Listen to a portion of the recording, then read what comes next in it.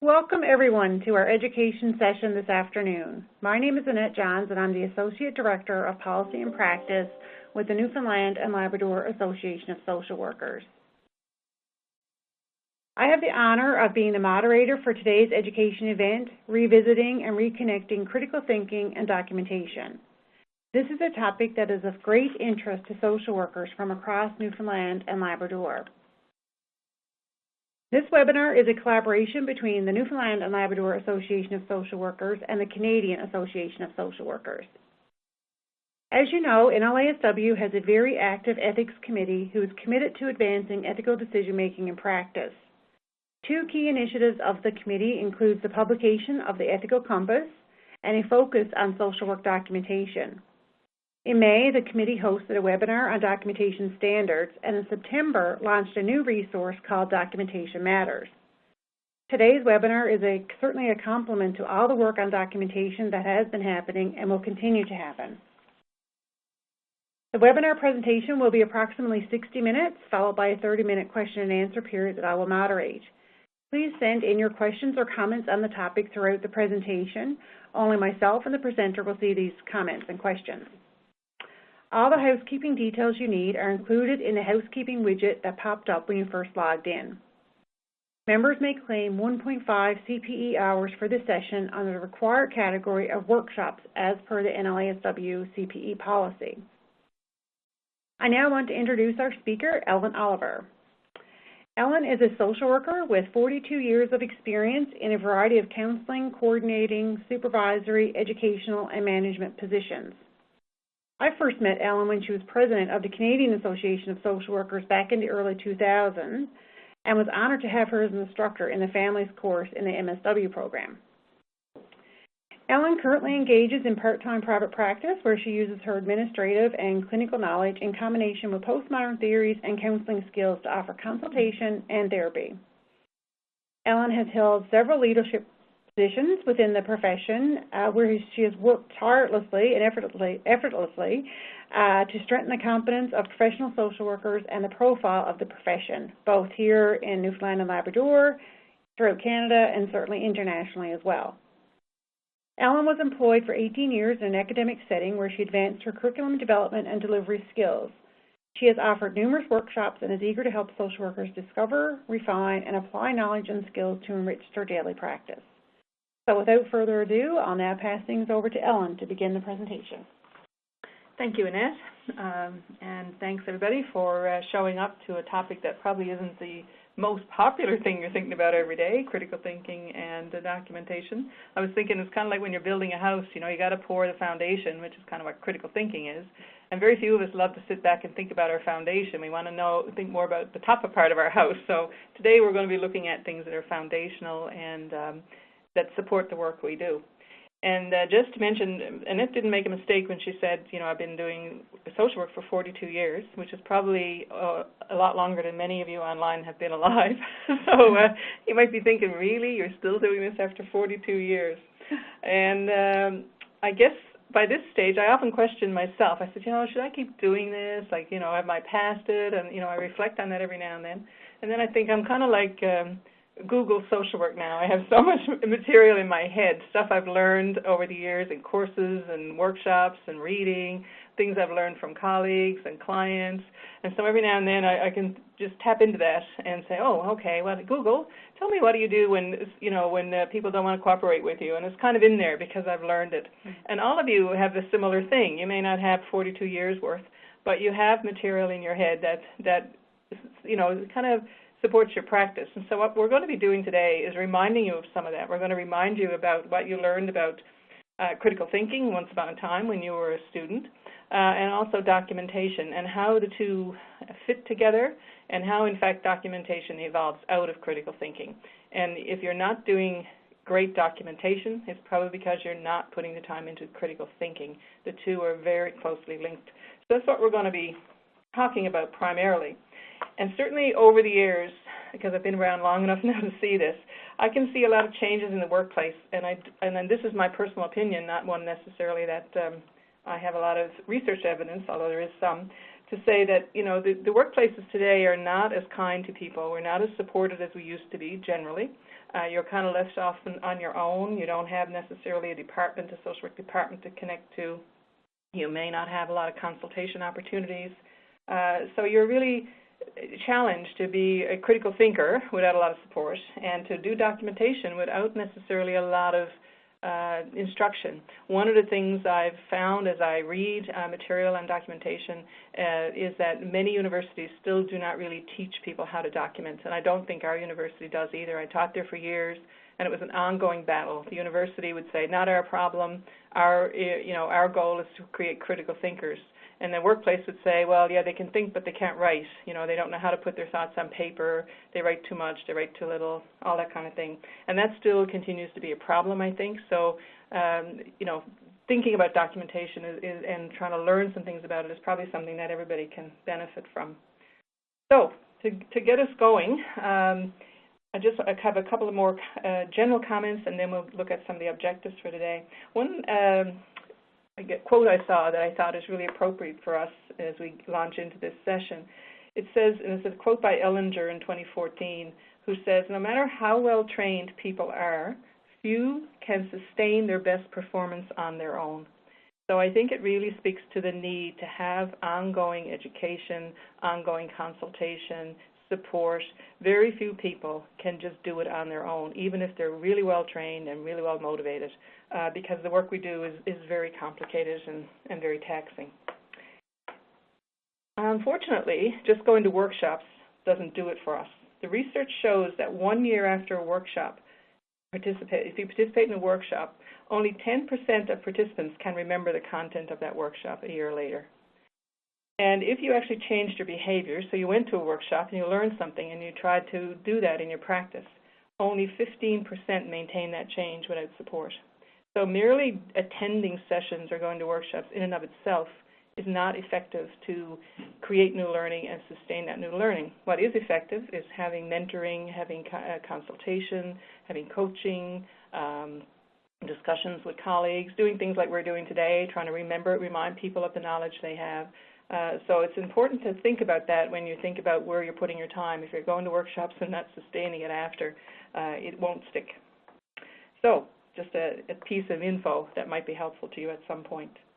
Another study I looked at said that 33% of MSW students, only 33%, felt they had the necessary documentation skills to do their work. Now, that was at an MSW level. So again, it's an area where I think a lot of people feel stressed about. And in fact, 78% in that same study did not understand the rationale for documentation, didn't know why they really needed to do it, felt it was not that necessary. So today we're going to refamiliarize ourselves with the process of critical thinking and some documentation skills, and hopefully increase those among us who feel we have the skills to do our work, whether we have an MSW or a BSW. Our focus in the documentation section and in the critical thinking is primarily going to be on clinical practice. And I know not necessarily all of you are doing clinical practice, so you'll try and have to make that connection yourself at about how it applies to other kinds of practice. And if I have opportunity as I go along, I'll do that as well. A couple more points that I thought were worth thinking about before we get into the meat of it all is the difference between being challenged and being stressed. And what we're going to be doing today is trying to change some of your stress into challenges. And here's the difference. A challenge, if someone gives us a challenge, that's something that makes us feel motivated, interested, curious, eager to take action. It energizes us. So a challenge is something that we're eager to get into. It's something we want to, deal with. Stress, on the other hand, leads us to feel overwhelmed, defeated, and hopeless. And so many times when you're in the workplace, you're dealing with difficult issues, you start to feel very stressed by it. One of the ways, I think, that will turn a stress into a challenge, and it looks like turn that frown upside down kind of thing, is by using the critical thinking skills that we have, using the theory that we have, to actually start thinking about the difficult things as things that we want to apply our skills to, so they can become challenges. Because what happens if you stop thinking and you stop using your knowledge, it just becomes stressful because you don't know what to do, you're overwhelmed, you're not sure where to go next. Tapping into your theory and your knowledge helps you know what to do. So that changes stress into challenge, and it's one of the things when I'm doing my private work with people, social workers I see or others, is I work with them to try and think about, okay, how do you turn that stress into a challenge? So that might be worth thinking about as well. Okay, our objectives. So let's look at what are some of the things we're going to accomplish here today, hopefully. And they're on the screen for you now, in terms of being able to understand critical thinking, explain it, see the links between it and documentation, look at some of the factors involved in reaching professional judgment, which I know is a challenge sometimes for people, and some kinds of stress. Describe the elements of concise professional judgment statements, and identify strategies to be consistently producing documentations that meets organizational and professional standards. That's essentially a lot of work to do in an hour, so I'm going to be talking fast. First, I want you to do a little bit of thinking. And you have a poll here, and I want you to answer as many things as apply to you. And it's a poll that asks which statements best describe your involvement with critical thinking. I'll give you a second to respond to that poll.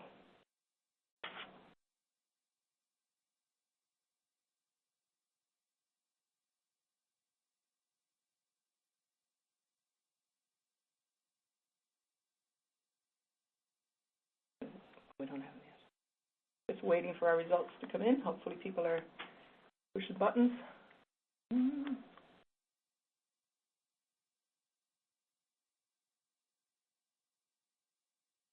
Maybe people were still reading through, so we can give another minute or so. Yeah. Good.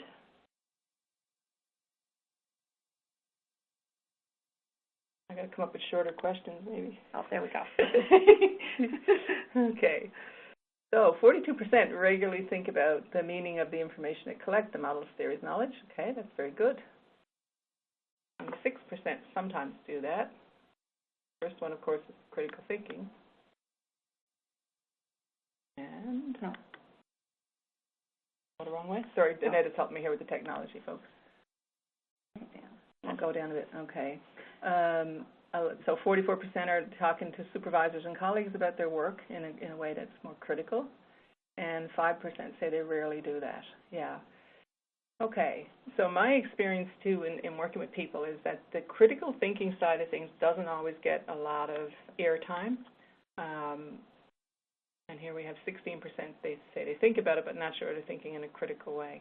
Yeah, because one of the things that is sometimes a bit of a mystery is what is critical thinking, and that's what we're going to be spending some time looking at today, because I know in university we talk about that a lot, and I'm not sure we always clearly say to people what it is.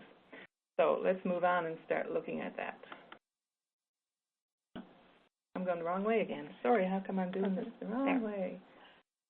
We're going, I want to go on to the next slide. This way? Yeah, no, we're on the next slide there now. This is the next poll. Oh, sorry, the next poll. Yeah. Okay.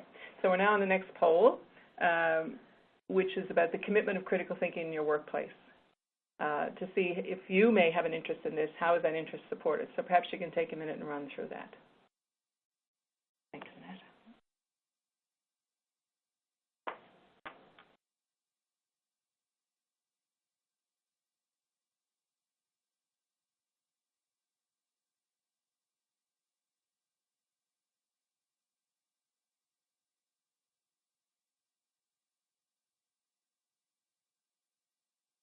Okay. So 18% of you have regular meeting opportunities for discussion. That's not that high if you think about it in a regular way. Supervisors regularly check, 13% say that, and 68% say this is rarely talked about. Yeah, and that's pretty consistent with what I see when I in my own private practice, when I'm talking to people from a workplace, that's kind of what happens. And when that's problematic because, again, it's the critical thinking is what gives us the support we need to do our work, and if that's not getting airtime, then you're going to have stress, not challenges. Now we can move on. Yep. All right. So what is critical thinking? Here it is. It's a process of making sense of information using the knowledge and theories we have. It involves challenging our assumptions, suspending judgments, so we don't make judgments till we have all the information and we look at what that information means, and questioning with an aim of improving our thinking. So, in a simplistic way, it is really looking at the whole situation, thinking about it from a number of perspectives, and coming up with a a determination of what's going on here. That's what critical thinking is. It's purposeful, reasoned, and goal-directed. Okay, so you really got to be thinking about what is the point of all this? What am I trying to understand here? There's a lot of influences on us that affect our critical thinking. Some of us may come from only one particular approach. We may have religious influences. We may have cultural influences. And critical thinking helps us get at all that. It helps us think about, am I really thinking about this situation as broadly as I can, or am I stuck into some biases? One of the things that supports critical thinking, of course, is the theory and knowledge that we learn in our social work programs and that we learn once we graduate. And it's on that material that we need to reflect in order to do critical thinking.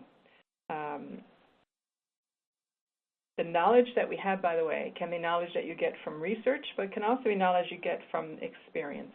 Okay, because as we practice, we start figuring out things for ourselves. We start seeing patterns. We observe things. So all of that is also useful.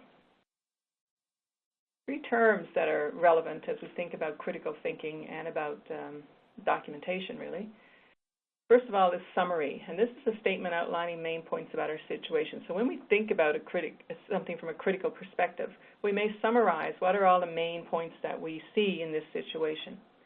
Then we analyze the situation. So we separate the whole into parts. And if you're thinking about this like putting a puzzle together, you have all these puzzle pieces dumped out on the table. So you separate them into parts. You look at what are the edge pieces. What are the pieces of the puzzle that have, 3 little connections on a side? What are the ones that are flat? Like you try and take them all apart to see what I have here. What are all the parts I have? So it's a detailed examination of the complex situation. Then you move to a synthesis, which is where you look at the whole puzzle and you think, okay, how does this all fit together? And if I put this piece over here, what kind of picture do I get? What kind of meaning do I create? Because when you did your analysis, you may put some pieces into like colors. So you put all the red colors together, all the orange colors together, and then you start to see, do they form a picture or do they belong in different places? So it's kind of figuring out what all this information means so that you can make something new and figure out how one thing influences another. And as you know with a puzzle, if you put the wrong piece in, that has a big influence because you can't connect anything else then. Similarly, when we're working on a situation, we need to think about how, so somebody is telling you that, for example, in a acute care setting in healthcare, that they can't go home because, there's no one to look after them, but yet they actually have a big family system, group of people who are coming in all the time visiting them and wanting to help them. So what's going on there? Are they accurate? Or, are they missing the point? Or are these people like friendly visitors who aren't helpful? So there's something to be figured out there. So that's the synthesis of it. And then out of that, partly what you get is a professional judgment. It's a succinct professional opinion, which is an objective interpretive analysis and analysis of facts. So once we think critically, we summarize, we analyze, we synthesize, and then we come up with some judgment. If you're not coming up with a judgment, then that's a problem, because now you're going to take action, and you need to know why you're taking action. So the judgment is that part. And sometimes people will say to me, well, we can't make judgments. And sometimes they're told not to, I gather, from somebody or other, that they're supposed to just gather all the facts and somebody else makes the judgment. But whether you write down your judgment or not, you are acting as if you've made a judgment. So, for example, if you're in child protection and you haven't written down your judgment, but you go back out to the house to refer the parent to a parenting class or to a parent-taught program, you've judged that's something they need. So whether you wrote it or not, you're acting as if you've made a judgment. So when we get into documentation, we'll talk about the importance of documenting it. So that's kind of some of the pieces or the relevant terms when we think about critical thinking. Now let's look at the process. And a lot of this I think you already know, but it's just telling you again what you already know. So you gather information when you're doing critical thinking. You reflect and analyze it. You consider your theory, your knowledge, your assumptions. So you have all this information, and now you have to think about, okay, what does this tell me if I'm using this theory or that theory or applying this knowledge? So, for example, if you're working with a family that has a 3-year-old child, and that 3-year-old child is not walking, they're not talking, they're spending all their time in their parents' arms, your knowledge of human development tells you there's something wrong here, that there's an issue that needs to be addressed. So then you select and synthesize the information that supports the options and conclusions that you're going to make. So that's part of the critical thinking. You identify evidence for your opinion and conclusions from your observations, and you arrive at a judgment that is supported by all of the above, okay? So once you get to the judgment, you should be able to trace back and see what the process of critical thinking has led you to. And that's what the judgment is. Okay, I can't get your nods on that. I can't tell how good we're doing because I can't see anybody. So hopefully this is making sense as we go along. So this particular process, this gets repeated in all areas of social work practice all the time. This is the bottom, if you will, or this is the foundation of everything we do. Gathering, reflecting, considering, selecting, identifying evidence, and arriving at an opinion. That's what we should keep. And if we're stuck sometimes and we don't know what to do next, this is a good thing to go back to and say, well, did I do all these steps? Did I miss something? Maybe I need to think more about the theory. Maybe I didn't get, take the information and consider it. So it's a good little checklist, I find, as a way of helping you figure out what to do. So some of the skills and activities involved in critical thinking are these here. It's a logic and argument analysis. That's what critical thinking is. We're trying to think logically and look for arguments that support or refute the kinds of things we're thinking about a particular situation. It's partly analysis, evaluation, and construction of an argument. So sometimes we think we have the answer, we have the right way to go, and some information, we look at it again, we think, no, that's not right, we have to change our minds. You also need to be open. There's an openness to diverse ideas in critical thinking. And I think this is a really important one because often I see people get in their heads that a particular person, a client, is acting in a way that makes them think, for example, that this person is not cooperative. They're never home when I come out to see them. Well, are they never home because you don't tell them you're coming? Are they never home because something comes up and it takes them away? Like, are you open to the diverse ideas or diverse explanations for a situation? Don't get locked into thinking only one way about a situation, which can happen when we think we've seen it all. Because I've been around long enough now that I keep thinking, oh, there's nothing much could come my way now that I haven't seen, and when I see this person with this kind of situation, this is what's likely going to happen. So you can get caught into that structured way of looking or that kind of routine way and a habit of looking at things. And sometimes someone will come in with a different idea, and I think, yeah, that's true, I never thought of that, and maybe I should go that way. So openness there is really important. Identifying challenging, taking for granted assumptions is similar to what I just said. It's to not just go with what we've always thought about something. And again, I find that this is easier for new people in the system because they come in with new ideas. They may think about things a little differently rather than those of us who have been around a long time. And one little example I'll use that I think illustrates this goes way back to when I first worked at the Waterford back in the 80s. We had a patient at the Waterford who was coming in and she was getting ECT. And every time she'd come in for ECT, she would sabotage it, according to the staff, which means she would eat the night before, so then she couldn't have the procedure because she needed to be sedated. So she would hide food everywhere and keep eating. So they had her labeled as an uncooperative, sabotaging client who, wasn't participating in her treatment, blah, blah, blah. We had a student, a master's student, who was working with us, and she spent some time with the woman. So she got chatting to her one day and said, this is happening a lot, what's going on? And the woman said, oh, well, I don't want to go home. And she said, what do you mean? She said, well, if I get better, I got to go home. And she said, what's wrong with going home? Well, my husband, she said, is terrible to me. He beats me up all the time, and he's sexually assaulting me, and I can't go back to that. So all these times she was coming in, they had taken for granted that the problem was her, in that no one had ever asked her, what is wrong? Why are you not wanting to do this? So I think, to me, that was a lesson all these years later. I still remember that we have to, in our way of critical thinking, think, okay, what else could be going on here? Okay? Exploring and imagining an alternative is the other part of critical thinking. We have to be a little bit imaginative, a little bit creative in order to get outside the box. Now, more specifically from a social work perspective, here's some of the skills for critical thinking in social work. What I've been talking about in the past is general critical thinking in the last little bit. Here you have, you clearly state a problem as a social worker. You understand the meaning of it. You think through all the implications of it. Then you identify how you're going to go at that, how you're going to use certain models, theories, paradigms, like a strengths approach, a trauma-informed practice. What are you going to do to kind of, be the bedrock of the way you're going to go at this? You look at the gaps and the values of assumptions in your thinking, the values and assumptions in your own thinking and your own approach to try and see, is this approach right for this person? Maybe, a strengths-based approach works with everybody, and maybe it doesn't. Maybe some people find that, they kind of say it's too positive, you're not listening to my problems. So maybe you have to change a little bit about how you go at things. Seeing the issues from multiple perspectives is also important in social work critical thinking, and being reflective of your own issues and assumptions. Like, what are the things? Because very often, and we know, I think years ago I read a stat that 70% of people going into social work have their own issues, many of them related to alcohol in their families, alcohol abuse, drug abuse, different issues. So we all come with certain things that are affecting us, and we need to be aware of those if we're going to be good critical thinkers.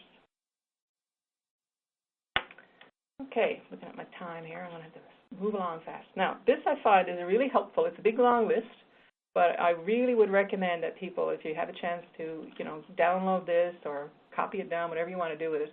Here's a good guide to critical thinking. First question, what is my purpose here? And that question you'll see when we get into documentation is the first question you ask yourself when you document. Why am I documenting? What's my purpose?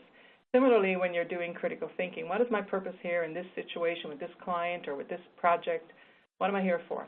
What information do I need because of this purpose? And that really helps us focus, because we get a lot of information lots of times that we don't need, and we need to be able to get rid of that and just lay it to the side. What theories and knowledge are relevant to my purpose? So you should be thinking about that right up front. What are the main concepts to consider? What do the facts tell me in relation to the theory and knowledge that I'm applying? So I'm trying a certain way of going. Are those facts, does that really support that way of addressing the situation? Do the theories and stuff I'm using really apply to this case? Maybe I use them because that's what we use, but in this case it doesn't work. So, and that which leads to the next piece. Are there features in the situations that don't fit the templates I'm using? What else might I need to consider? What external factors will affect my conclusion? And by that we mean factors such as political factors, policies, procedures, social factors. There are all kinds of things that affect how we may look at a situation, and that changes with time. And all you need to do is think about right now what's happening around harassment and bullying. 10, 15 years ago, I don't think those words were ever spoken in workplaces. Now they're so common, and the way what we might say that was accepted 10 years ago now would be considered very inappropriate. So that's an external context. The societal norm has changed, and that affects how we need to be thinking about situations. Is there missing information that I need before I reach a conclusion? Maybe we haven't collected everything we need. How did I reach my inferences and conclusions? Like how did I get there? If someone asks me, why are you thinking what you're thinking, am I able to go back and explain, here are all the factors that led me? What assumptions led me to my conclusions, and are those assumptions valid? What point of view am I using? What questions am I raising and addressing? Maybe we're raising questions of things that we don't have answers for in a particular situation. And then what supports my conclusions? Where's the evidence again? And what are the implications of these conclusions for how I'm going to work into the future, my next steps? So it's a fairly big list, but a lot of them are similar, and you may be able to condense it down yourself.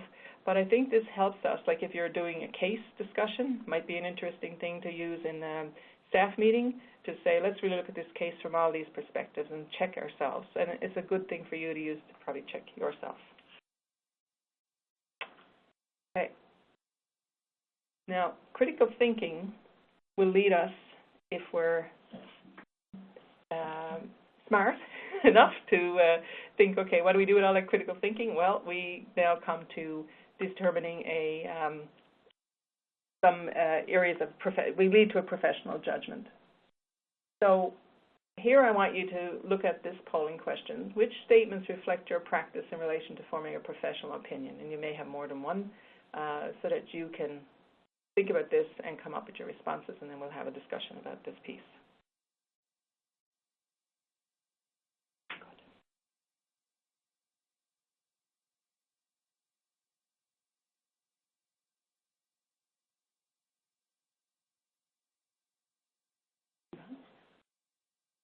Okay. This is good. 50% consciously form a professional opinion before developing a plan. That's good because, again, whether you're conscious of it or not, you are doing it. So it's good to see that 50% are saying, yeah, I consciously do that. I do not typically think about a professional opinion. I collect information per player plans 50%. So it's very interesting. So half the group is doing it and half the group is not. And that's not surprising to me, because I think what happens is we collect all the information and then we start doing an action plan. Okay, now we have all this information, let's do this. And you're not doing the step of saying, why am I doing this? What did all this information tell me so that I can decide what needs to be done? And I think even more concerning, and when we get into the documentation, we're not writing it down. One of the studies that I looked at, I think reviewed 244 child protection files. There were supervisory files, and I'll talk a little bit about supervision in a minute too. And I think they found only a quarter of those files had any evidence of any analysis written down. Only a quarter. Now, the question they then came out with, does this mean the analysis is not happening or we're not writing it? And what your little poll would suggest is that half the time it's happening, and maybe we are or aren't writing it, and half the time it's probably not happening, or at least not happening. It's happening, but it's not happening in a conscious way, because clearly you can't take action unless you've done some analysis. It's just you're not pulling it together and say, here's what I think of this situation.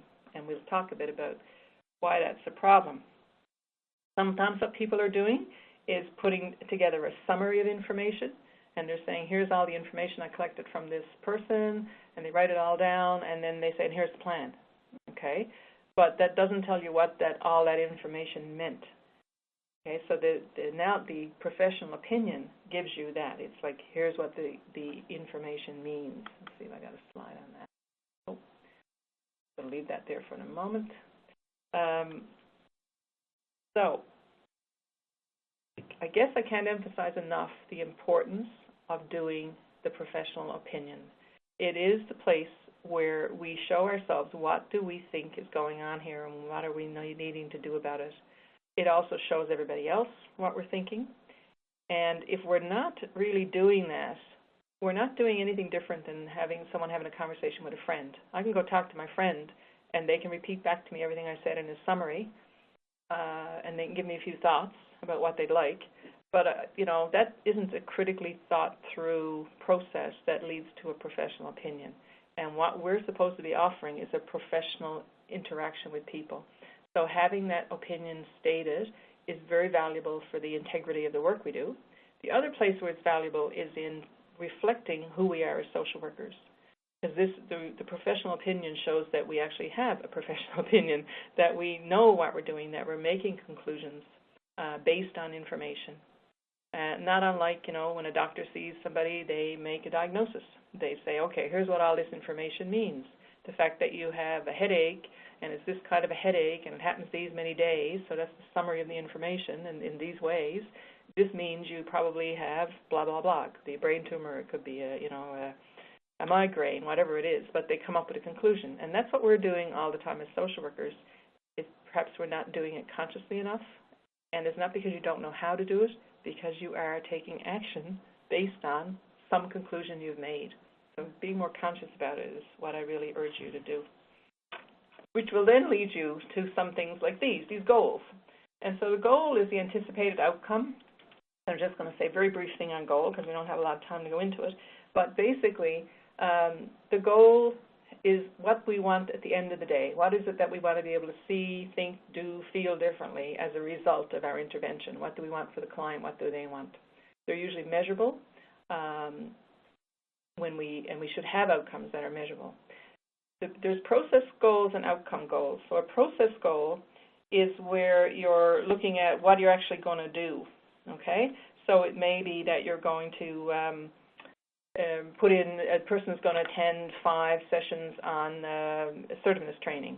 That's not the outcome goal, that's the process. So if they've attended 5 sessions, they've met the process goals, but they haven't met the outcome goals necessarily. You had the judge to see, did those sessions did they actually achieve what the person wanted in terms of becoming more assertive, okay? So another example would be, arranging a parenting course for a client is a process goal.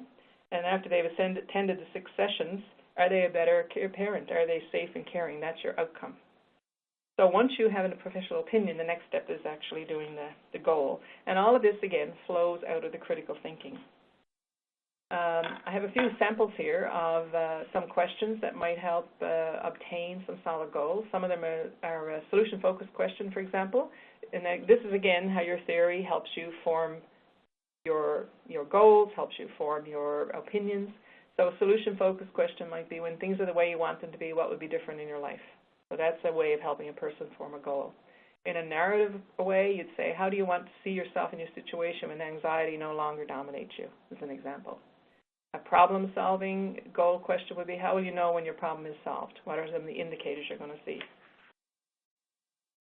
And so again, depending on the approach you're using, you would choose one or the other of these kinds of questions to help your client form goals. And so that's, again, the value of having a clear sense of what theory you are using, what is directing your practice. Okay, and there are obviously other theories. I used to use these as an example. The problem with critical thinking is that it's so entrenched, or so, I guess, invisible in what we do, because it becomes like we don't think about critical thinking. I know that sounds weird. It's like we don't kind of stop and say to ourselves, why are we critically thinking about stuff? So we're not always aware whether we're doing it or not. And so I think today, as we talk about it, it's a good time to check for yourself to say, yeah, am I doing this? Am I really thinking through situations? And then when we get to documentation, we need to be making that critical thinking visible in our documentation. We also need to have it visible in our discussions when we're talking with our colleagues, when we're talking with our supervisor. But our notes is the main place where this starts to show itself. So we're going to move into talking about documentation now for the next half of our session. So documentation. Writing helps us think back, think ahead, and think again.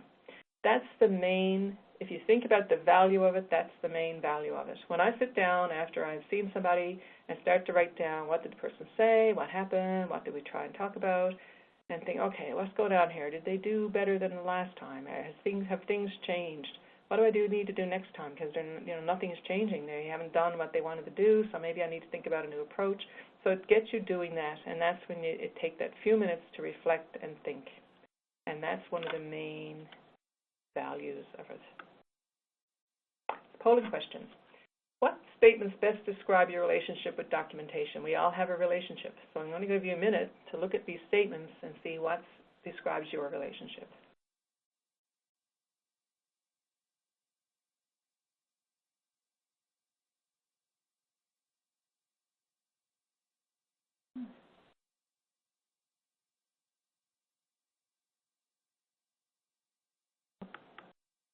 Ooh, you're fast.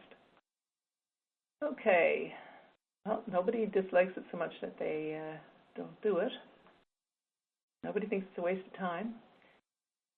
50% say it's important, but I don't have time. And 50% say, I believe writing helps me think, I find it useful. Okay.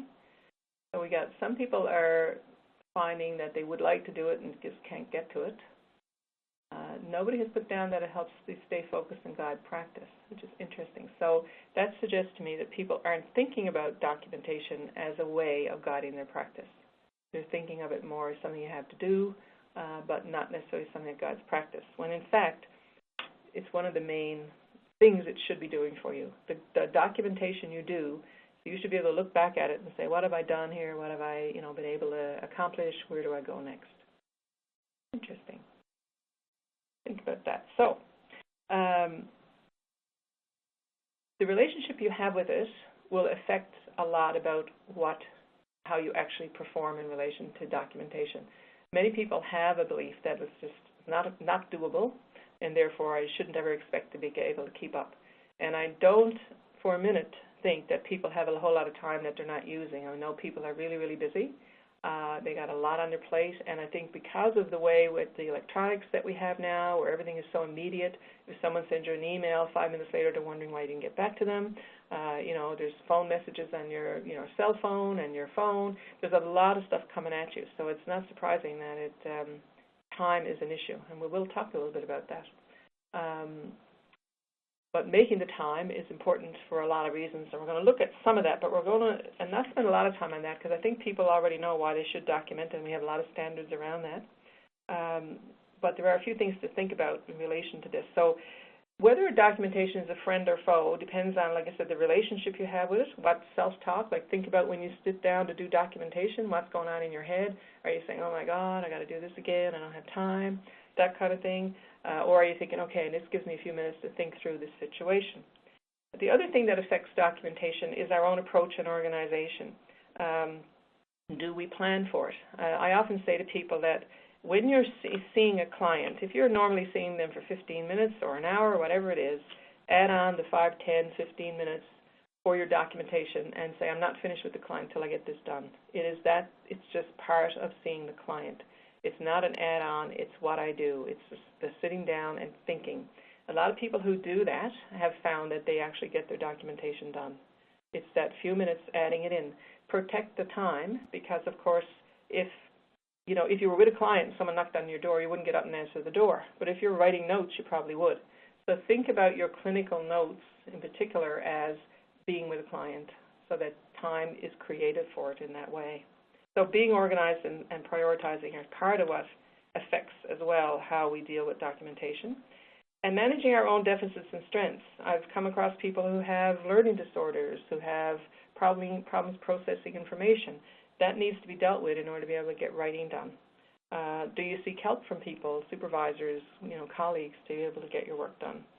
And of course, the other thing that affects us, which is the time issue in a way, is the unmanageable demands. There are some workplaces, and maybe many, and I've certainly come across people who have impossible jobs. It's not possible to get all the work done in a timely fashion, and yet people keep trying to do that, and often what suffers is documentation. So we'll talk a little bit about how to deal with some of that. Okay, I'm going to move on because I'm running out of time here. So again, this looks familiar, I'm sure. This is the same process as we did for critical thinking. A documentation process involves doing some analysis, like separating the parts, the whole into parts, synthesizing, looking at how everything fits together, how the theory and knowledge affects what we're doing. It involves classification, so it's organizing your information into categories. The things in your document about, well, this is information about the person's internal, psyche. This is information about what's going on outside, the life, their influences, their environment. So you break that around in your head or on paper to kind of understand what's going on with the person, and then you make judgments. So that's what your documentation should reflect. It should reflect the analysis, the synthesis, the classification, and what's the judgment. The judgment is the hypothesis. What are the things we think are going on here, and what actions we need to take. And it's also part, we look at the ways that things influence each other. And essentially, documentation is the reflection of our critical thinking. And it's a tool to help us think about how to interpret the information we have. Okay. The other thing to think about is, and a client I had one time said to me one day, who was having trouble with documentation, and she said, when I think about it, all I'm doing is writing down what I already know. Like, I don't know why this is becoming a big issue for me, because I'm just writing down what I learned, what I know, and what I think about the situation. And that's what it is. It's putting on paper what you have discerned from the work that you've been doing. The content is already in your head usually, and we just need to be able to put it out on a piece of paper. Now, if you have problems with writing, then of course that's a different issue. You need to get those problems dealt with. But if not, then it really is, in some ways, that simple. Okay. Documentation reflects, and this is stuff really from standards. It's the purpose of our involvement, what information we've collected, the analysis and synthesis, our professional judgment, and our plan. Okay.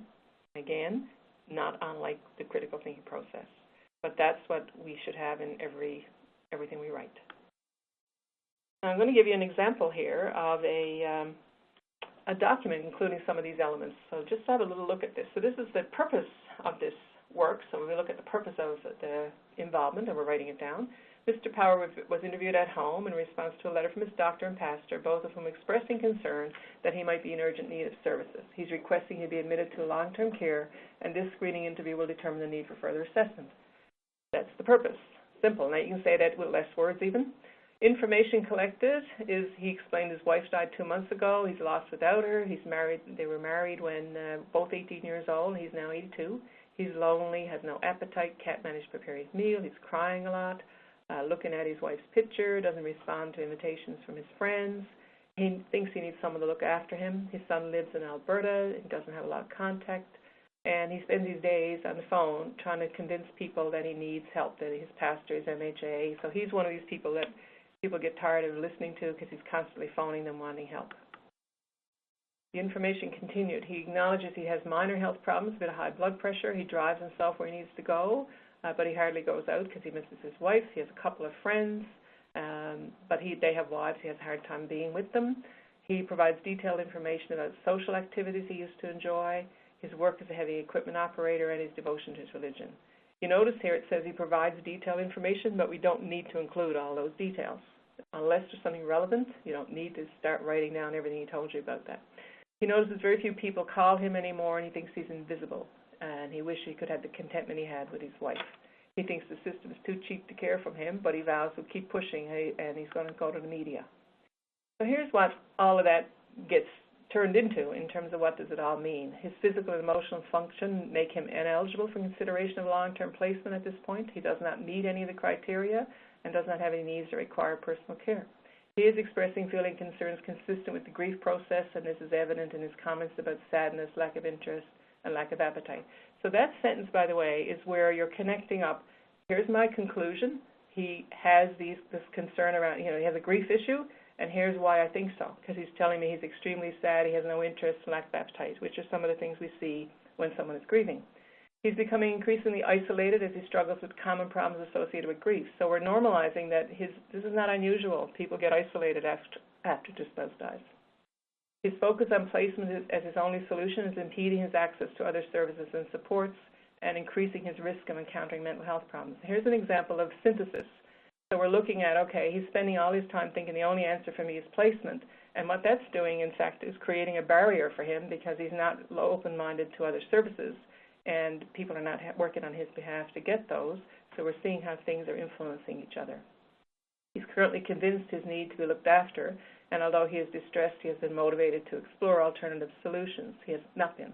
He doesn't want to get comfort back in his life, so we're looking a little bit at some of his ideas about what he wants for himself.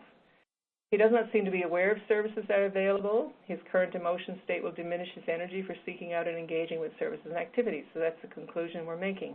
He may benefit from home visits from a counselor, pastoral worker to help him manage his grief. He also needs assistance to determine his home health needs and arrange services, and a plan to follow up, and these will be discussed during the next visit. So that's just an example of including all the material, and that's probably kind of the notes that many of you write, hopefully, and it shows some of the analysis that's going on to try and figure out what his needs are. Now, if we had well, in front of us now, we could have a discussion about that. I don't know if we're getting any questions yet. Have we got nothing else? Okay, good. So send them in. Yeah, if you have questions, as we go through, certainly send them in. I know it's a lot of information. So again, we talked earlier about documentation should be about, and we talked about critical thinking. We need to think what's our purpose. Similarly in documentation, what's our purpose, who am I writing it for, and what information, policies, external factors I have to consider.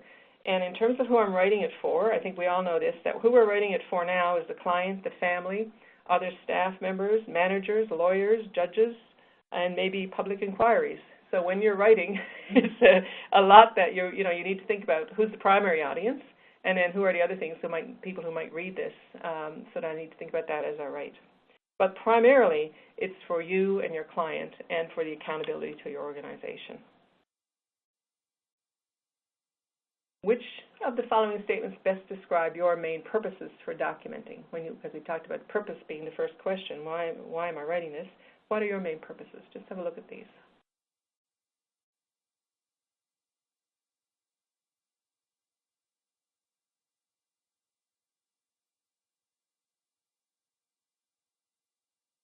Okay, main purpose, recording, analysis, professional opinion, and plans to help guide my work. Yes, that's a main purpose. The other purposes, though, are equally useful in terms of demonstrating your work activity for your employer. That's what your writing does show them, what you're doing.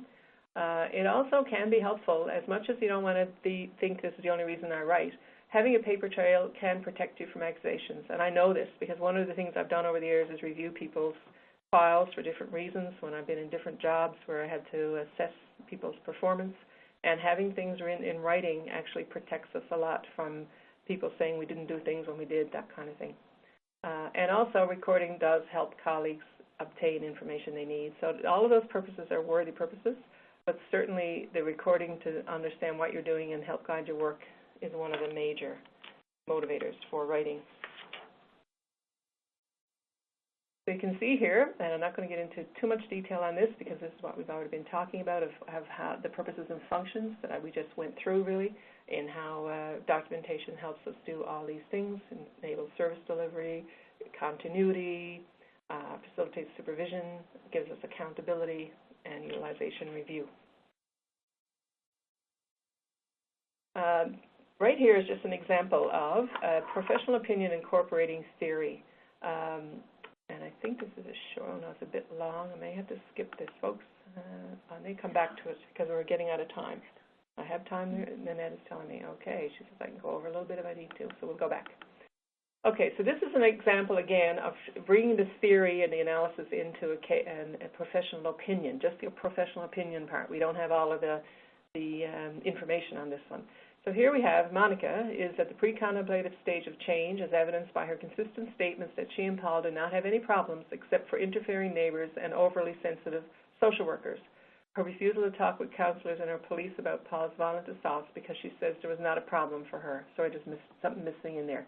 I just realized as I'm reading this. But anyway, so you can see here in this first statement, what we're trying to look at is that, okay, she's pre-contemplative stage of change, which I think most people would understand what that means, and that she's really thinking there's no problem. Everybody else is the problem, the neighbors and the social workers. So that's the problem. Paul's agreement with Monica suggests that he's also not ready to engage in a change-focused process. However, his comments about a conspiracy to cause trouble for him and Monica and his frequent accusations that child welfare is tapping his phone and getting her 7-year-old son to spy indicates possibility of a mental health issue. So again, we're seeing certain behaviors and concluding what that might mean. This family situation contains many indicators of domestic violence, so then we include what they are. Her frequent injuries blamed on rough play with the 2 preschool children, Paul's insistence on being present whenever she talks, and her readiness to take the blame for any issues that arise between them, and Paul's declarations of absolute love for her and his willingness to do the tough love approach to keep her with him, the broken appliances and damage to walls blamed on children being rough, and the frequent calls to police. So here we have a whole lot of information supporting the notion that there's domestic violence. The couple did not have insight into these indicators as meaning anything other than normal family life, and this lack of insight increases the risk of harm to the 2-year-old boy and the 3-year-old girl who have no connection to extended family, child-serving agencies, and community activities. So again, this shows that we understand what are the things that put families at risk, such as isolation and so on. So you can see there the connecting, again, of the theory and the conclusions, which is what you need to think about when you're doing analysis and professional opinions. And you can see you don't have to write pages and pages to do that. You can put it in a couple of sentences. The 3 main elements of documentation are ones that I think you already know. There's a format, a content, and skills. And the format is often determined by your workplace and from standards about what you have to, how it might have to be written. And there's formats for progress notes versus assessment and so on. And then you have content, which is, what is it that needs to go in the note? What are the things that we have to include? And again, there's usually agency policies around that. And then the skills involved in it is the third piece. So I'm going to talk about that in a little bit. But first, before I go to that, a couple of key points about content. When you're doing a file, your personal opinions don't belong in there.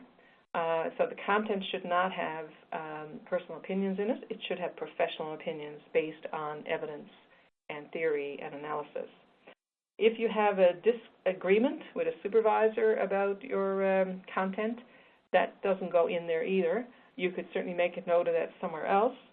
But I do want to emphasize that it's important that your note reflect the work you are doing. So if you're, say, handing notes in to somebody, like a supervisor, and they're handing them back changed, you need to have a discussion with your supervisor, because what is written and what you sign becomes your accountability.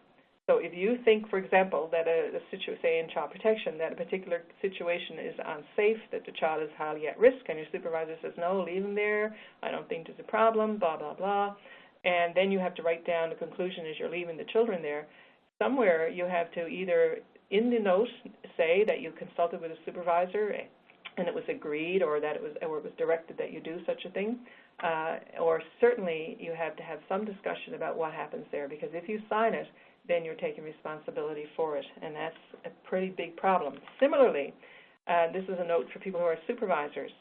If you're not putting down any information about what you tell your staff, and then something bad happens, and you have no evidence that you told them not to do it or what you said, then that's a problem. So supervisors should have notes.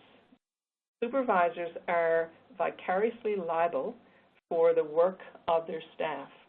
So in other words, if a staff person does something that gets everybody in trouble or creates a problem in a case, then the supervisor is going to be liable for that unless they can demonstrate that the staff person went outside their direction.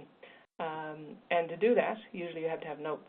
And I suspect most supervisors probably don't have notes. So I should have put that in there as a question. That would be interesting to know. How many people actually do keep notes? My experience is, in talking to supervisors, is very few of them, but now maybe that has changed. So having that information about what's the content should have something in it if there's consultation going on, so that you know who's directing or who's creating the content for the file. So if you didn't do it or you didn't create the content, don't sign it without some consultation. Either you could also consult with the association about such matters. You could consult legally if you believe that you're going to be in jeopardy because of what's being written. Okay. And again, it doesn't have to be a big deal. It can be simply something saying a consultation occurred with a supervisor who advised to discontinue unannounced visits as long as the children are attending daybreak. So that's all. So you had the consultation, and that's what's advised. It doesn't say that you didn't agree with them or whatever. You're doing it because that's what you were told to do. Okay? Skills.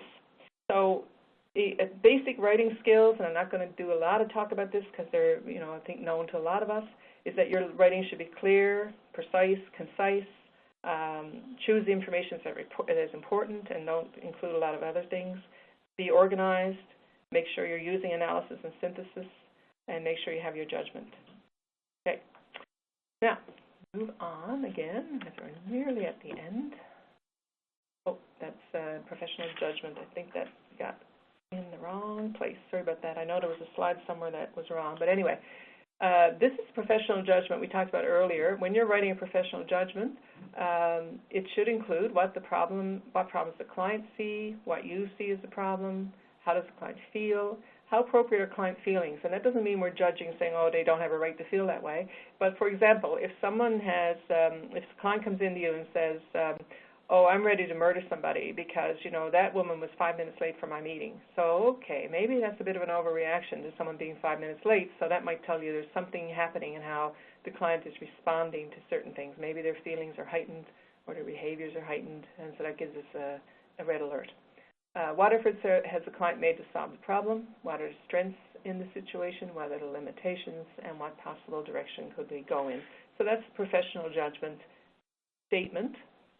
Should answer that. And typically, some point in your record, you have an opportunity. And even if you're just doing, like if you're an inpatient social worker on acute care, you can still do all this, but it'll be probably done in 3 or 4 lines, whereas if you're working in child protection, it might be several paragraphs that you put into your system. It varies from place to place, but essentially these should be part of the professional judgment. These questions should be answered by it. All right, general tips about writing. Write something. I know that sounds very simple, but something is better than nothing. Even if it's incomplete, write basic, something quick that says you did something. Here's what I did. Here's what I thought. Here's what I found out. Here's what I thought. Here's what I did. Something very quick is better than nothing at all, because if there's nothing at all, people are going to say there was nothing at all. Just like that study that looked at, was there analysis done? Well, the files didn't include it, so they thought maybe not. They have those 244 files, maybe there was no analysis, only 0.25% of the time. Stay true to your purpose. Be clear about what am I here to do. Stick to that. Don't get off on different tangents.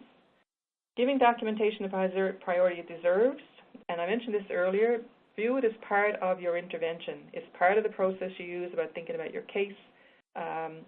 Give time for it. Add on 5 or 10 minutes. If you're doing a home visit, add on, when you come back to the office, don't go answering your phones and checking your emails and doing all that. Sit down and write up what just happened. Then do the rest of it. So give it priority because it is a priority. It reflects so much about what you're doing. It gives you protection, but it also helps you determine what you're going to do next. Write to inform, not to impress. okay? When you're at university, you're trying to impress professors with all kinds of fancy words and paragraphs and beautiful sentences. Give that up. You don't need to do that anymore. Make sure you get down the material that you need, that's important, and ensure that it informs people. You're not there to impress them with big, beautiful notes. Include your analysis. You've done the analysis. We know you have because it's in your head, and you wouldn't have been able to make a plan unless you did the analysis. Write something about it so that it's clear that you have done it. Even if you have to do that in point form. You know, like, again, sometimes you can only do point form because you don't have a lot of time. And meet the standards that, you know, whatever they are, if you're supposed to write within a certain number of hours or a certain number of days, that kind of thing, and just make sure you meet that by doing the things we say here, by staying, you know, being concise and being focused in your writing. I was saying to Annette before we started, I was reading a study that looked at how well people complete documentation and what influences that. And they found that when staff are pressured to do documentation, the results of achieving it are very mixed. Sometimes it gets done, sometimes it doesn't.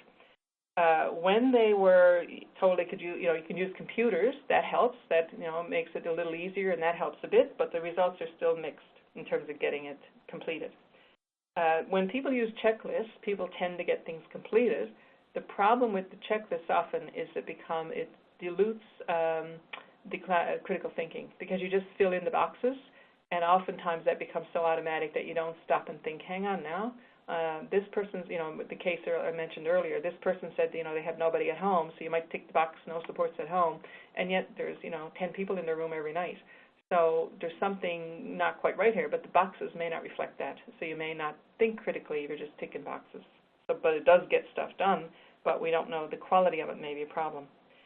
The best results, apparently, we get the best results in documentations when an agency devotes resources to it. In other words, they look at how to help people get their documentation done. They help them with time management, which is a big issue, and increase clerical support, interestingly enough. So some of the solutions are with agency around that, and some of them are with us. Okay. I know we're going over a little bit of time, but I think I'm going to, we're now 1:02. We don't have any questions? So that means I'm going to keep talking at you. If you gave me some questions, I might stop. So we'll see how that goes. Maybe that might improve the question situation. All right, we've probably got about 5 or 10 minutes left of me talking, and that's about it, and then I'll stop. So here's another example of a note, and we're going to be looking at this note to see whether we think it's saying too much, too little, what it's telling us about, and it's a little more of a detailed note, and then we're going to look at the same situation in a much more brief way. And I want to say a few things about detailed notes. One of the reasons we write detailed notes is because we haven't done critical thinking. We don't know what's going on, so we keep writing stuff, hoping somewhere along the way we'll hit on it. Sometimes we do it because we think if we write everything, then we'll cover all the bases, and no one is going to be able to come back and ever say accuse us of anything because we did everything, we included every little bit of information. One of the problems with that, according to the literature, is it raises red flags. For example, if you end up in a court situation or a situation where someone's looking at your work, they're going to look at it and think, well, why did you write so much? Did you know what you were doing? How come you had to put all that detail in? Were you putting it all in because you knew something was wrong and you were trying to cover it up or trying to show that you did more than you really did? So in some ways, doing a lot of detail is a red flag to anybody reviewing your work, according to the research, because it suggests that maybe you don't know what you're up to and maybe you're trying to cover that up by writing too much. Point being, I guess, main point is that a lot of information is not necessarily going to protect you, and it's also not necessarily going to help you figure out what you should be doing next. You need to be really, I guess, focused and selective about how much you write. Obviously, there are some situations where you have to write a lot or more, mainly to do, for example, I know in child protection, sometimes you have to write a lot of detail because you're trying to prove a particular thing. Or in long-term care, sometimes you're trying to make a case for why somebody might need certain services, or in community supports. So sometimes a lot of information is needed for that. However, I would challenge people to look at all the stuff they write, especially if they're writing a lot, and think how much of it ever gets read and how much of it ever gets used. Is it really valuable, and is it really relevant? So let's look at this one. So this one is Peter. An interview was held with Peter to discuss his plans for managing depression after hospitalization. He was tearful in the interview and described the ways depression has affected him and his young family. He expressed fear he would end up like his father, who ended up on the street. He also had many questions about medication and counseling, and he's worried about side effects and the impact on his social life, intimacy, and employment. He's eager to be discharged. He's worried about losing his job. He heard someone at his workplace got fired when his boss learned of his illness. Now, that last sentence, it adds an interesting dimension, that one I just mentioned, but it's not really necessary, I don't think. You could get the same message without the example. Sometimes you might want to put an example in. For example, if we were thinking that this man might be, delusional and he's not really thinking about, he's worried about something that's not happening, this tells you, well, actually somebody did get fired, so he's right about that. So sometimes you might want to include that kind of detail, but that's a professional judgment. It wouldn't necessarily be something you'd have to keep in that to get the good information across. He also expressed anger about his doctor not taking action at an earlier stage in his illness. Peter had talked about his depressed feelings, but he said his doctor did nothing until Peter became paranoid. Now, again, you make a decision about whether you include that. I included it there because I'm thinking, okay, this is a man who has concerns about the doctor. It's good that we know that.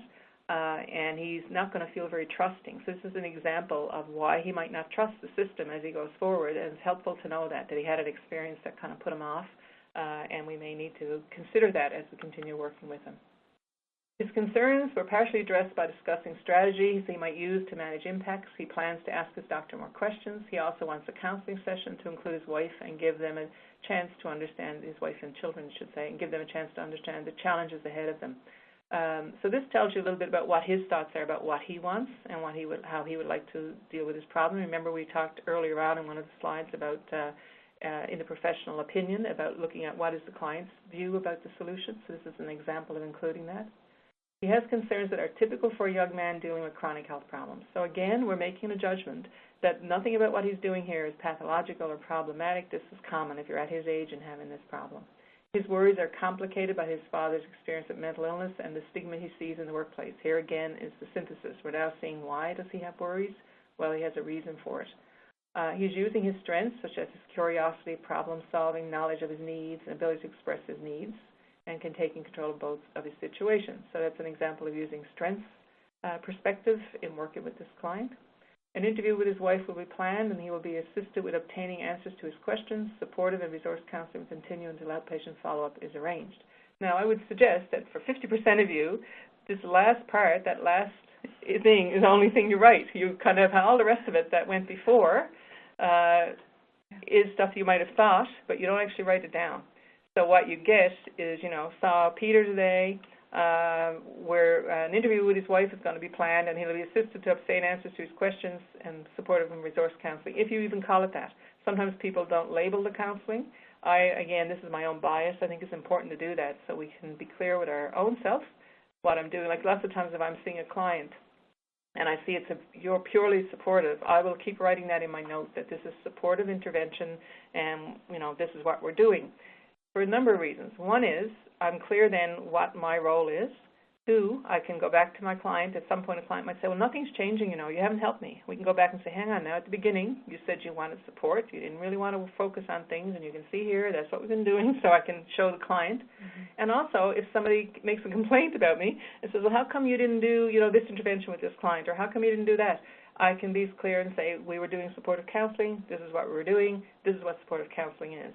So it's helpful to have clarity about what is the type of work you're actually doing, mm-hmm. versus I could be doing for him, say, therapeutic stuff, doing more, narrative therapy to look at his view of self as a person that he has mental illness. That would be another alternative. But right now, and this would be an inpatient role, I'm doing supportive and resource counseling. Okay, hopefully that makes sense. And we're almost at the end. Oh, last little piece. Before I go on, the brief form of that, here's another way of writing it. If you're really pressed for time, the interview was held with Peter, discussed his concerns. He expressed sadness, anger, worry, need for more information. We reviewed strategies to manage the impact of his illness and plans to meet his needs. He's now using a take-charge attitude, moved away from helpless feelings. Plans include supportive counseling, arranging follow-up. So you can see this a much briefer form. If you're really pressed for time, then at least you do that. Okay. Common problems that you're going to come across in writing that most people come across is technical errors, and that's just basic stuff like grammar, spelling, all of that. Oversimplification. So example of that would be, Pat is uncooperative in attending appointments. Well, actually, Pat has trouble attending meetings to discuss his drug use. He'll come to other appointments, but not those. So you need to be clear. Don't be too oversimplifying. Writing too much, I think we've already talked about that. Absence of notes or many notes missing is a problem, and that's what we're going to talk about in relation to, we talked a little bit about selecting a time so that you can get your notes in, and seeing notes as part of what the clinical time that you're using. And we know some of the things, I think you know this already. Writing as soon as possible after the intervention is the best way to go for a number of reasons. The standards talk about this, but one of it is that there's always a challenge if you write very far after. That can be challenged that you don't remember what you wrote, and how did you know 5 days later what you wrote, that kind of thing. The other thing I want to mention is about jot notes. Jot notes are helpful, especially if you have a high volume of information and it's complex. The problem with jot notes is once you write it down, I find psychologically in your head you think, I got my notes done. I did my notes. I got jot notes. And so they're there somewhere. And so that does take away some of the sense that we need to do a complete note. So just a little, a little heads up about that. Make sure you actually do the note. Using point form is very helpful if you're not getting things done, like if you're missing notes. Just list you did, you went in, you did this, and this. At least that tells you that you did, or tells you and other people what you did. An absence of analysis, we've already talked about that. I think you're very clear on that now in professional opinion. That's a common problem. And personal limitations and preferences. That would be, when are you able to write your best? You need to think about that. Make sure that if you have issues around writing, that you get them addressed. Now, last time, before we finish, not too badly there, system challenges. Insufficient time. Absolutely, there's insufficient time. I don't know anybody anywhere right now, in certainly the work that we do, who feels they have enough time to do their job. I haven't met them. Maybe they're out there. I don't know if they're online, but I don't know them. So first thing is you need to think about, are you the most efficient you can be and dedicated? And if you are, and you still can keep up, then I suggest you make that clear to your supervisor week after week after week after week. Do not sit silently and pretend you're getting it done. If that's not happening, you need to let people know, and you need to let them know in writing. Otherwise, you will be held accountable for it not getting done. If you let people know in writing, then there is some responsibility. Now that they know, they can't pretend they don't know. And like I said, as long as you're dedicated and efficient, the employer has some role in helping you figure out how to get it done. So that would be my main piece of advice. You don't need to get nasty about it. You just need to say, just letting you know, you gave me 3 extra cases this week, so therefore I wasn't able to complete blah, blah, blah. Just letting you know I'm working on it. Like your help if you have any ideas. And keep that information going in so that you're sharing the responsibility and the accountability for things not getting done. And if everybody is doing that, then that becomes a real big message to wherever you're working. Meantime, if you feel that you're not efficient, then you need to think about how can you increase your own efficiency. And I do find that sometimes we get into habits that aren't helpful. Like, for example, one that I use a lot with people, and they've heard it before, but, for example, you do a home visit, and then you come back to your office, and a week later you have to phone a person to make another scheduled home visit, and then you're going to go back out there. Why don't you just make the appointment at the time? And I know it doesn't always work, and the clients won't always show up, but you could actually have all your things booked for the next 3 months, especially if you're in that kind of a setting where you have some control, and not have to be making that extra phone call to try and arrange an interview, and phoning people 2 or 3 times to see if you can get them to make an interview. So any ways that you can think about it, and this would be a good thing to sit down with your colleagues and think, how else can we be efficient? What habits do we have that aren't giving us as much time as we need? The other challenge is insufficient mentoring and coaching, and we talked right at the beginning that trying to do this on your own is difficult, so you need help. And talking to your colleagues, asking for feedback. And for example, if a manager tells you your notes are really good, you're doing great notes, well, what's good about my notes? Why are they really good? How can I improve on them? Are there ways that I can make them shorter? Like, get curious with your manager or your supervisor to get them to help you, to mentor you, to coach you. Because sometimes your notes are very good, but it takes you way too long to write them. You might be at them for hours, and they're lovely, but maybe you could do a lot less, and they'd be adequate. And adequate, I think, is what we got to aim for. It's not beautiful. They just got to be good. They got to meet the standards. Lack of professional development opportunities is another system challenge. And most social workers, according to studies, read very little. and do not have a lot of new knowledge going around in their head because they're busy working. And so that can lead to inaccurate judgments and a reluctance to write your opinions. So a system for getting new information through peer learning, communities of practice, regular reading would certainly be helpful to increase and come into sessions like today and other sessions that you go to. Lack of reliance on theory and knowledge is another challenge or another problem. And it's difficult, as I think you got the message by now, that if you're not really thinking critically, then you're not going to write critically. So you need to understand what is the theory you're focusing on. What does that theory tell you to do? You know, so if you're going out to a home and the client is never there when you get there, and even though you let them know you're coming, well, maybe they're at the pre-contemplative stage of change and they're not ready to change. So now you got to change your view about what you're going to do with this client. So you need to rely on that theory and knowledge. Over-reliance on forms, protocols, and I mentioned this one already, that these tools are helpful, but they tend to, according to the research I've done, these tools tend to erode our confidence in our own critical thinking abilities because all we do is follow the form, and oftentimes we're not thinking it through in a critical way, and then we lose our confidence about our ability to do that. So I guess my main message there would be resist the pull to just go through the motions and tick the boxes and spend a little bit of time thinking about what's going on behind these boxes. Liability concerns is another big system challenge. The worry about getting in trouble for stating an opinion or writing too much or writing too little. As I mentioned before, writing something is better than nothing. You need to use your judgment to know when more is needed. Use your critical thinking skills. Ask yourself, you know, when you look at a note, what evidence do I have that tells me that my judgment is correct? If someone got me on in a court and said, why did you think this? Can I explain why I think it? And that's when your theory and knowledge comes into play. So on that note, I'm going to stop. I think I've run all my slides through. I know I've put a lot of information. This is like a day-long workshop or more, but and I ran through it somewhat quickly. If there are any questions, we have time, and I don't know if there are any. Yeah. Yes, we had a couple questions come in, but we also had a comment.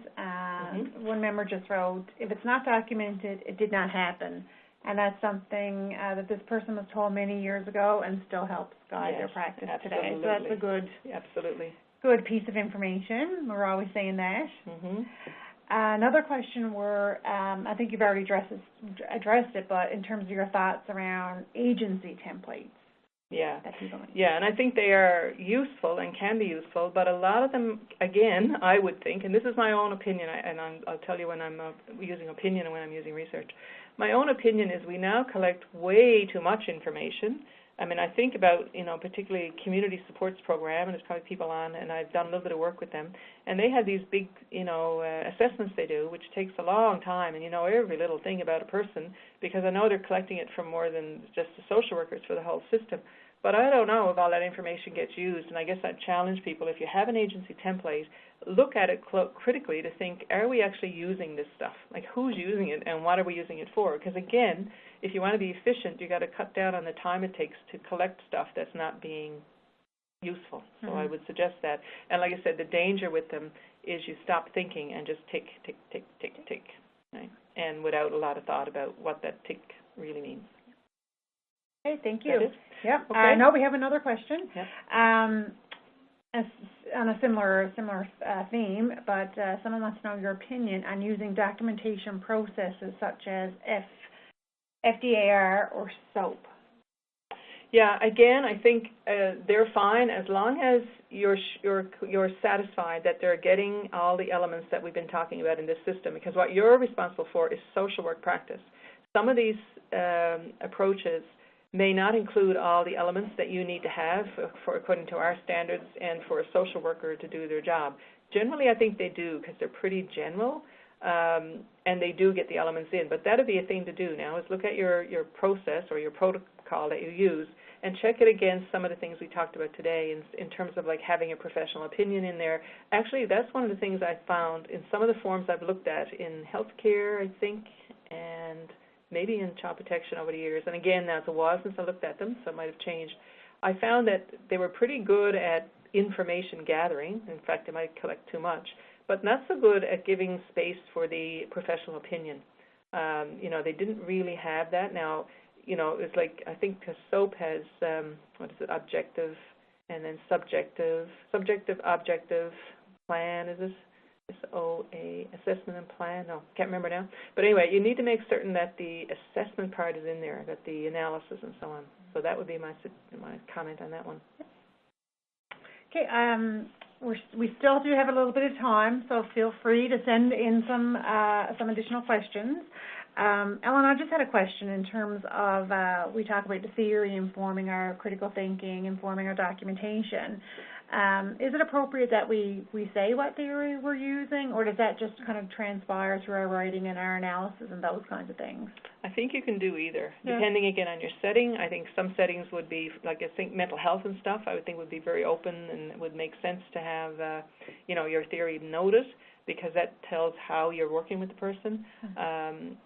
But you can do it by just how you write, in terms of, like you say, in terms of the analysis would show, in a, say, for example, in narrative, you'd be talking about, myself and the client discussed their view of themselves and how the dominant story of them being not so smart has affected their ability to succeed in life, that kind of thing. That shows you that you're doing narrative. Anybody reading it who knows the theory. But you may have to be explicit in some areas, and it may be helpful to do that. So both are okay. Yeah. Okay. Another question, too, that's often come up in sessions that we've done is around, I guess, critically thinking around what information to include in the note and what to leave out, because clients may be telling us lots of different pieces around their story that may not necessarily be relevant to the service that's being provided, and then the pressure being, I should put it in because maybe it's going to be needed later. Any thoughts around how we might navigate some of that? Yeah, well, one big one is the purpose. What are you there for? And, so for example, if you're doing such work in child protection and talking to someone and they're telling you about their child and about, that they're very, busy and involved with things and that they're helping them get to places, and then they start telling you, and last week, we went over to Aunt Betty's for the afternoon and she served them, blah, blah, blah, blah, blah, and then we went here and we went there. You don't need to have all that information just because the client thinks it's important to give you all the detail because they're trying to impress you. So I think, be clear about what's my purpose, and it's not to know all the little detail, it's to know, okay, the main purpose is this person, is this parent supporting their child and having socialization and all that. So you put in what you need for that. So I think it's going back to the purpose again. The piece I'd add to that, obviously, if you're in the child protection caseload particularly, and you know that you're going to have to be gathering information to prove something one way or another, sometimes some of the detail is important, but sometimes not. I mean, I've certainly seen some files where, people are writing about, did a visit with, a child at the school, and he was telling me that he plays basketball every day with his friend Tim, and Tim went one day and talked to the teacher afterwards about how to improve the basketball net and blah, blah, blah. Like, probably don't need to know all that, because in the end of it, there was nothing about what did all that mean about Tim. So if you're going to have the detail, you really need to put in why, the fact that he told you all that, what does it mean about him? That has to be in there somewhere. Right. Okay, no, that's a good point. And then another, because there's no more questions coming in, I'll take control and have some questions here. Yeah.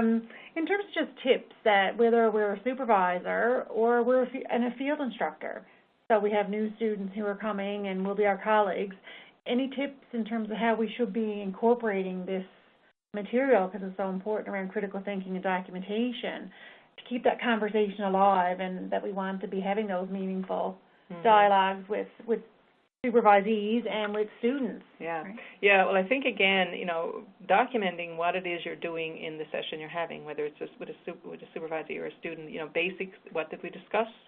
So the same process, I think, is what is the information, what did we discuss? What did all that discussion mean?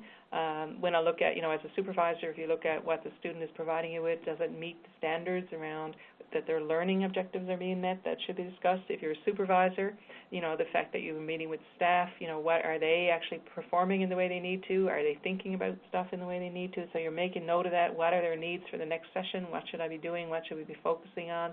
So that there is some, because again, if you think about supervision, there are several elements to it. One is the administrative piece, like did you get your things in on time? How many more cases do you have that you haven't touched yet, blah, blah, blah. But then there's also the educational role, and so if you're doing that, then that should be documented. And again, this is where it becomes a issue, because if you are doing all that and you're helping a staff person, and I see lots of staff people who aren't getting any of that help and are really struggling, but if you are as a supervisor and something goes wrong, then that's very helpful for people to realize that you put a lot of time and energy into helping this staff person, and it either helped them or it didn't, but at least you have something to show what went on behind the scenes. Yeah. And I'm thinking, too, as social workers, for any students that we might have, raising the issue of the importance between critical thinking and documentation, and how they should be including that in their documentation as well. Yeah. Anyway, I think that was all the questions we had. Hopefully there's still somebody there for us to say goodbye to. Thank you so much, folks. Hopefully some parts of this will be of value to you. That's one thing in 42 years I've always hoped, and I mean, I've gone a lot of presentations, and I always think, okay, if I make it a little bit of a difference to somebody, then it's worthwhile. So I hope that happened today for somebody out there. And thanks a lot for your attention. Yes, thank you. And I'll just provide some concluding remarks, and certainly do want to thank Ellen for this stellar presentation and for sharing her knowledge, experience, and expertise with us today. Those 42 years brought a lot of wisdom, and thank you for sharing those with us today. As social workers, we are committed to ensuring that our clients receive high-quality services, and documentation is an important and fundamental component of our service delivery.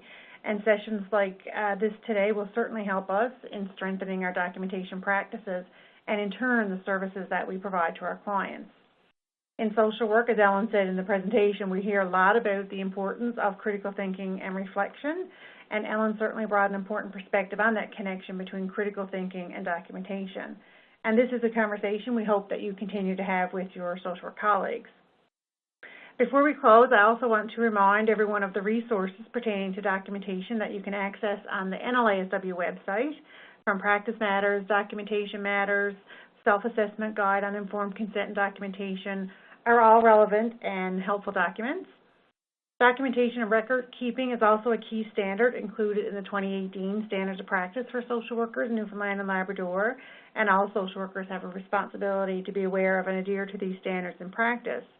So we encourage you to take the time to review these resources and the Standards of Practice, and to reach out to the NLASW or our Ethics Committee if you have any questions. As noted in the standards, and which Ellen spoke to in her presentation, the purpose of social work documentation is to provide a clear statement of the social work assessment, intervention, and professional decision-making. Critical thinking and documentation go hand in hand, so thank you again, Ellen, for this important and timely webinar.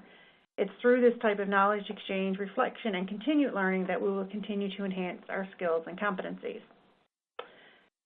And the recording of this presentation will be uploaded to the NLASW website for your reference.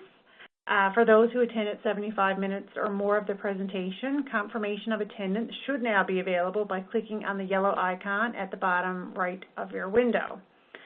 I also encourage everyone to complete the evaluation that will appear on your screen. And thanks again, everyone, and enjoy the rest of your day.